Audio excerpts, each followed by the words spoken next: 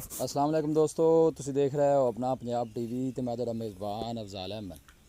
सब तो पहले अपने चैनल ਨੂੰ करो सबसक्राइब ते नाल ही लगी हुई घंटे ਨੂੰ दबाओ क्योंकि साडी लेटेस्ट और बेहतरीन वीडियो साढ़े दोस्तों तक पहुँचे सब तो पहले। लो जी दोस्तों, माशाल्लाह जनाब अपना पंजाब टीवी ते 2 जानवर सेल किए ने।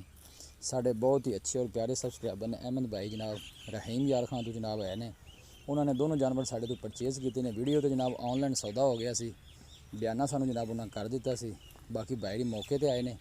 7.5 लाख रुपये जनाब दोनों जानवरों का सौदा होया है। देखो जो वैडी कब्बन सी माशाल्लाह भी सो गई है, चुआई करके जनाब दोवां की लदाई करान लगे हैं। अल्लाह ताला जनाब भाई होरां दे नसीबां च करे, उन्हें पैसे भरे ने ते इन्हां नूं खैरियत नाल पहुँचाए। 7.5 लाख रुपये की जनाब दोनों जानवरों का सौदा होया है। रहीम यार खान तो भाई साढ़े को जनाब आए ने, बयाना सानू जनाब उन्हें ऑनलाइन करवा दिता सी।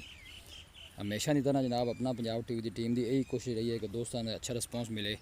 और जनाब पहले नंबर वाली वैडी सी डब्बे रंग वाली, दूसरे नंबर से पीछे बच्ची है, वह भी सू गई सी माशाल्लाह, उन्हें बच्चा दिता है। देखो जी लोडिंग करान लगे हैं।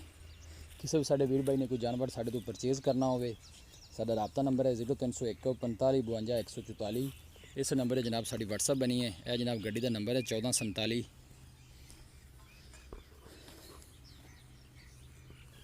लदाई जनाब करान लगे, पराली शराली जनाब थले पा दी है। अहमद भाई ने जनाब रहीम यार खान तो 7.5 लाख रुपये जनाब दोनों जानवरों का जनाब सौदा होया है।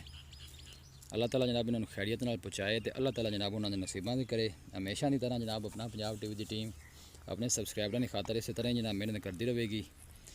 वीडियो जनाब पसंद आवे लाइक तो जनाब शेयर जरूर किया करो दोस्तों के नाल। मिलांगे जनाब एक अच्छी और लाजवाब वीडियो के नाल। अपने मेज़बान अफजाल अहमद नूं दो इजाज़त। अल्लाह निगहबान।